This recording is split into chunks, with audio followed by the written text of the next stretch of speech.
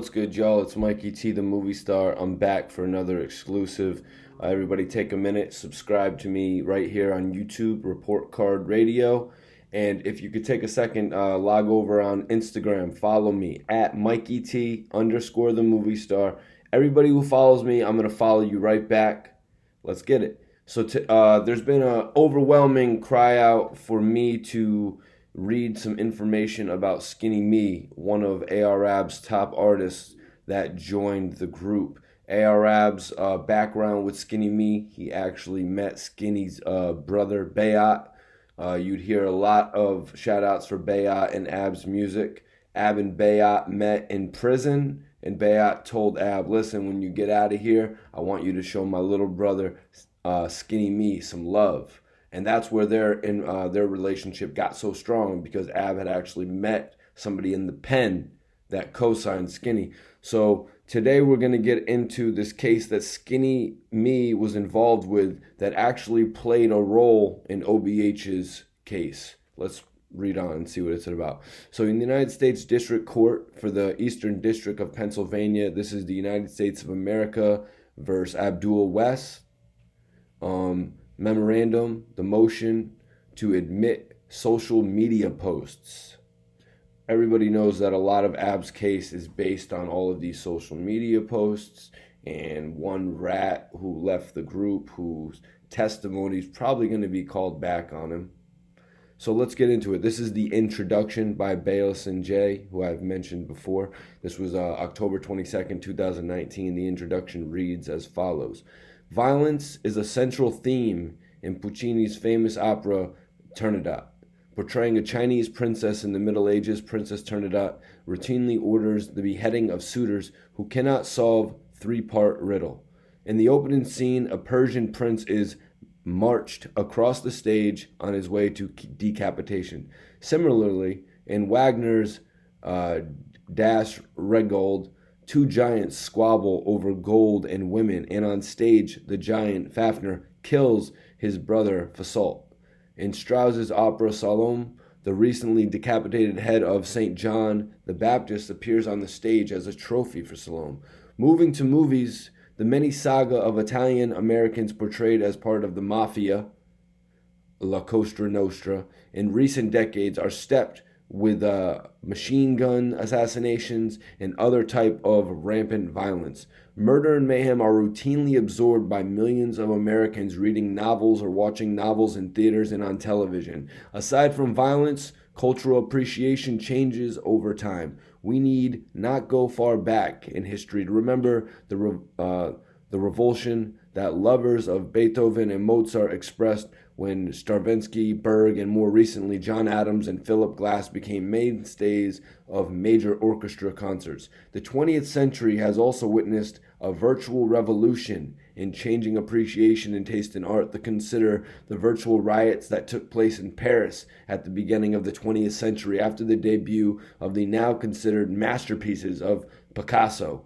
The point is not only to acknowledge the role evidence plays in cultural expressions of various types, but also to recognize the individual cultural and artistic tastes change depending on the many factors. Tolerance for freedom of expression is essential. In this case, the government seeks to introduce social media postings by defendants, many of them about crime and violence.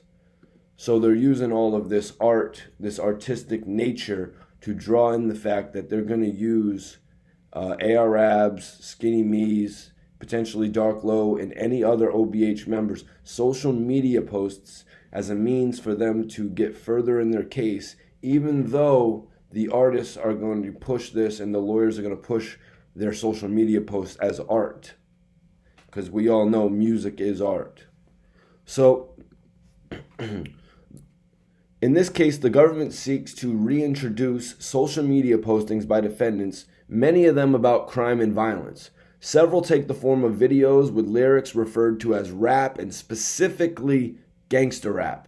The issue is whether the videos of rap music and other social media posts are subject to any special evidentiary rules. The court must examine the probative value of the evidence balanced against its potential for prejudice to the defendants, who object federal rules of evidence. 403 must obviously play an important role in the decision about this admissibility. So now we're going to give you a little bit of background, factual background. On August 14th, 2019, a grand jury returned a second superseding indictment against 9 defendants: Abdul West, Richard Chase Hoover, Jamal Blanding, Jamal Hickson, Dontez Stewart, Amir Boyer, Daryl Baker, Heinz Gadsden, Dennis Harmon, charging multiple counts from their alleged involvement in drug trafficking organization. Throughout the course of the investigation, the government obtained a vast amount of social media evidence attributable to various defendants. The social media evidence is of 2 types: social media videos and social media posts. Presently before the court is a motion filed by the government seeking an order allowing admissibility. Social media video featuring defendant West, social media post documents, drug trafficking activities by many of the defendants, social media evidence. The government to admit these videos and photographs were posted to social media websites including Instagram and YouTube, which provide a platform for digital device users to share content with the public. 1. Social media videos. The government seeks to admit 4 videos and alleges that the first video, Arab Lifelike Freestyle, identified as Government Exhibit 3 as the October 15th, 2019 hearing, West states that his life changed when Meliano, alleged to be a nickname for the defendant Hickson, began supplying him with cocaine. 2. Arab Shooter featuring Skinny Me threatens an ex-OBH member, who I'm not going to mention. So this is the Government Exhibit 5. Defendant West communicates threats of violence, and Blandon can be seen in the background. Lick Moss and Arab Blood Brothers. This is Government Exhibit 2. Defendant West raps about ordering the assassination of Robert Johnson and sending defendant Stewart. This is Taz.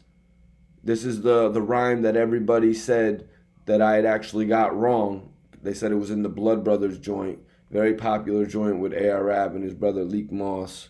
So the government alleges that in this song, Ab rapped that he was going to be sending the defendant Stewart to commit the murder. The government avers that the reference in the lyrics is to the murder of Robert Johnson, allegedly committed by Stewart at the behest of West. It is as follows: I'll have the whole city scared. Stand near little homie I'll call Tez and tell him bring that N-word's head to me. The government contends that during the investigation, a cell phone was seized from the defendant West that contained a post with lyrics of this video. The note was dated 4 days after the murder of Johnson. So they took Arab's phone. Just like in one of my last readings, they said they had a warrant to search Darklow's phone, a warrant to get Darklow's writing.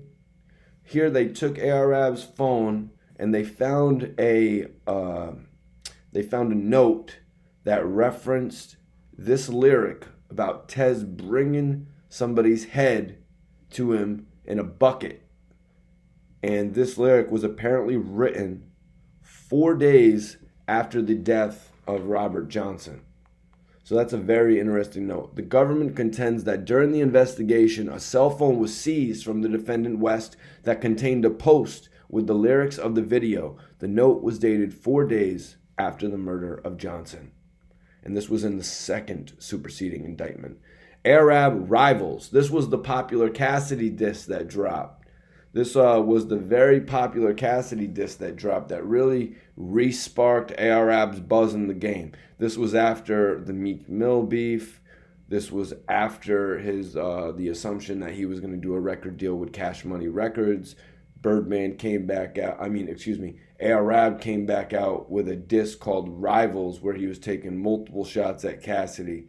And I believe this was after Cassidy went on a talk show and said that it was actually Arab's people that snitched in that whole first situation where Ab beat the murder charges when he was running around with Cassidy and the Larceny family. So anyways, let's get back to it. This is Arab Rivals. It's a Cassidy diss.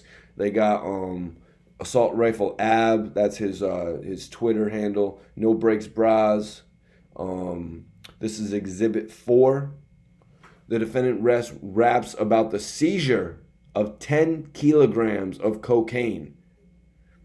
The arrest of the defendant Hoover and his hope that Hoover will not cooperate with law enforcement. I pray to God he don't tell him who he work for.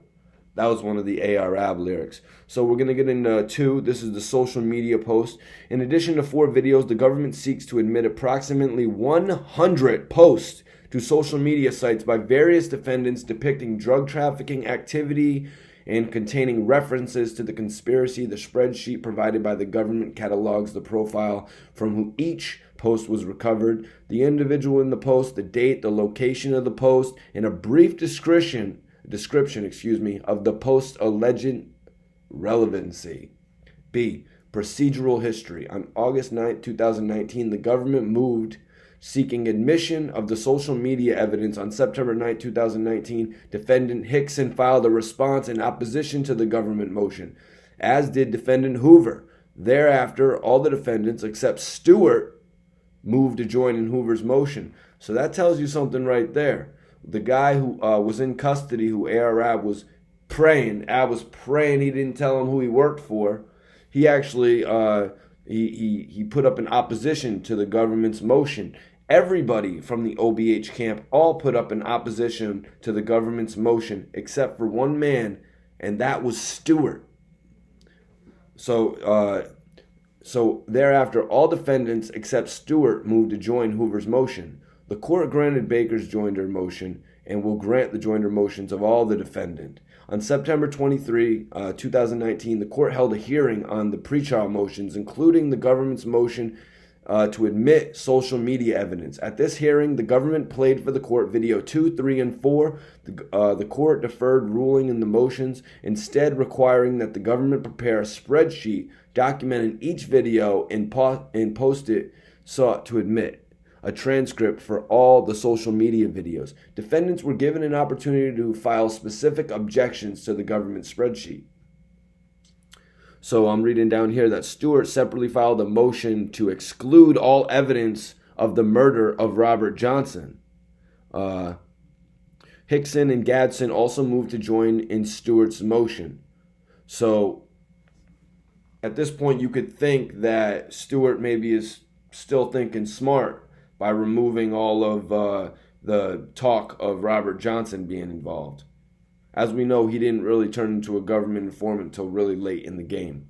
So Stewart's motion seeks exclusion of video 3, which references the murder of Robbie Johnson. Taz, bring me his head in a bucket. So the defendants Boyer and Gadsden filed objections to specific posts. The court scheduled an evidentiary hearing for October 15, 2019. October 15th, the evidentiary hearing. In connection with the government's motion, the court held an evidentiary hearing on October 15th. The government played a new video 5 at this hearing, having played video 2, 3, and 4 at the prior hearing on September 23rd, 2019. The main evidence presented at October 15, 2019 hearing was the testimony of the defense expert witness, Dr. Richard M.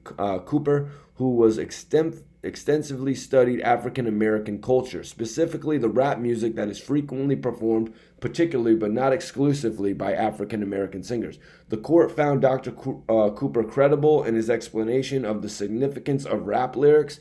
Again, that goes back to the beginning when they talked about art. They brought in this specialist who has a specialty in determining what hip-hop lyrics mean. So the court found Dr. Cooper credible in his explanation of the significance of rap lyrics in the context of African American culture. Dr. Cooper testified that there was a specific type of rap music, often referred to as gangsta rap, in which the singer uses lyrics that portray boldness, aggressiveness, foul language, violence. Dr. Cooper related historical reasons why this genre of rap has become popular among African American performers and audiences. Dr. Cooper gave many examples during his testimony of gangster rap lyrics, and this type of music does not necessarily state the truth about the performer's professional and personal activities, or the activities of anyone else, but is designed to project an image that reflects African American struggles in present day culture. Dr. Cooper expressed his opinion that the Instagram is often an extension of rap and is frequently used as a marketing tool. During extensive cross-examination, Dr. Cooper acknowledged that some rap songs may use lyrics that reflect the choice of lifestyle by the performer, but he noted that a listener cannot conclude from the music alone that there is any element of truth in the lyrics that the performer uses. Dr. Cooper specifically disavowed any opinion as to whether the lyrics in the social media videos that the government intend to use in this case, which he had viewed, were necessarily true or false. Government counsel cross-examined Dr. Cooper extensively on the 5 videos marked as government exhibits 1 through 5. Dr. Cooper disclaimed any opinion about whether the particular lyrics, which the government claims are evidence of participation in the conspiracy by defendant West, were in fact truthful statements or otherwise. Dr. Cooper acknowledged that some of the language used was well-known slang for criminal activity and that West was portraying a violent persona. Key word right there. ARAB was portraying a violent persona. I'm really glad they brought Dr. Cooper in to evaluate the level of the lyrics used. As you said in there, he said the lyrics are used to show the African American struggle from the past all the way to present day. Present day would include the hardships of having to sell drugs in order to maintain a lifestyle. Present lyrics would be talking about gang assaults and gang murders that has happened in real life that is depicted through song. So Dr. Cooper really giving a great testimony here. On the redirect exam, Dr. Cooper restated in some specifics his opinion that the mere use of profanity and apparent admission of criminal liability cannot and of itself be taken as true, given the nature of gangster rap. D. The court's remarks in October 16, 2019 post-hearing order.